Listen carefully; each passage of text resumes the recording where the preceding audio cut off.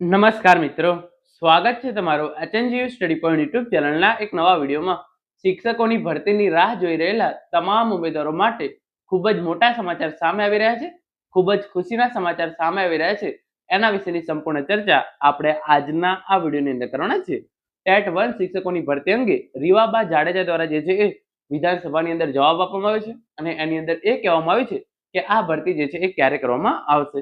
કાયમી શિક્ષકોની ભરતી અંગે આ જે મોટી જાહેરાત છે એની સંપૂર્ણ ચર્ચા આપણે એમના મોઢેથી સાંભળીએ. તો હવે તમે આ આખો વિડીયો જુઓ અને એની અંદર એમણે જે છે એ ટેટ 1 શિક્ષકોની ભરતી અંગે જે છે એ વાત કરેલી છે. બાળકોને વ્યવસ્થિત રીતે મળી શકે, એમનું શિક્ષણ જળવાઈ શકે એ માટે શિક્ષણ વિભાગ ખૂબ જ ચિંતિત છે. ત્યારે માનનીય સભ્યશ્રીએ જે પ્રશ્ન પૂછ્યો છે એ ભાવનગર જિલ્લામાં 177 જે ખાલી જગ્યા છે એનું આયોજન થોડું વિસ્તૃત છે, એટલે હું આ ગૃહ સમક્ષ મૂકવા માંગીશ. વર્ષ 2024માં આવેલ વિદ્યાસહાયક ભરતીની જે જાહેરાત હતી એ મુજબ વિદ્યાસહાયકોની ભરતી અંગેની કાર્યવાહી પૂર્ણ થઈ, જે અંતર્ગત 426 ઉમેદવારોએ ભાવનગર જિલ્લાની પસંદગી કરેલી છે.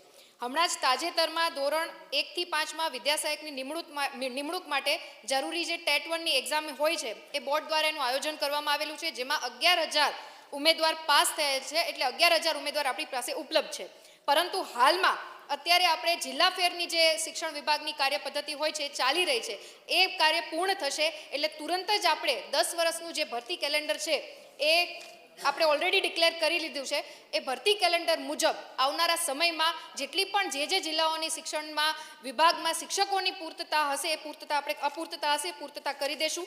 આ ઉપરાંત આરટીના એક્ટ મુજબ અને એની આરટી એક્ટ 2009ની કલમ 26 મુજબ શાળામાં શિક્ષકોની જે જરૂરિયાત હોય એ 10% કરતાં વધારે ના હોવી જોઈએ. એટલે 10%ની અંદર જો આપણી પાસે ઘટ છે તો એ આપણે ક્ષમ્ય છીએ. અને ભાવનગર જિલ્લાની પર્ટિક્યુલર માન્ય સભ્યશ્રીએ જે વાત કરેલી છે તો એ 10%ની અંદર આવે છે, એટલે એ પૂરતા શિક્ષકો એ આપણી પાસે અવેલેબલ છે. આ ઉપરાંત માન્ય સભ્યશ્રીનો જે બીજો પ્રશ્ન હતો કે સ્ટુડન્ટના રેશિયો પ્રમાણે કેટલા શિક્ષકો આપણી પાસે અવેલેબલ હોવા જોઈએ, તો ધોરણ 1 થી 5 માટે જે 60 સુધી જો બાળકોની સંખ્યા છે તો 2 શિક્ષકો, 61 થી 90 જેટલા બાળકો છે તો 3 શિક્ષકો, 91 થી 120ની વચ્ચે છે તો 4 શિક્ષકો અને 120 થી 200ની વચ્ચે છે તો 5 શિક્ષકો છે એ મળવાપાત્ર છે. અને ત્યારબાદ દરેક 40 વિદ્યાર્થી દીઠ ઓછામાં ઓછો 1 શિક્ષક આપણને મળવાપાત્ર છે. એવી જ રીતના ધોરણ 6 થી 8 માટે વાત કરીએ માન્ય અધ્યક્ષશ્રી, તો વર્ગ દીઠ ઓછામાં ઓછા 1 શિક્ષક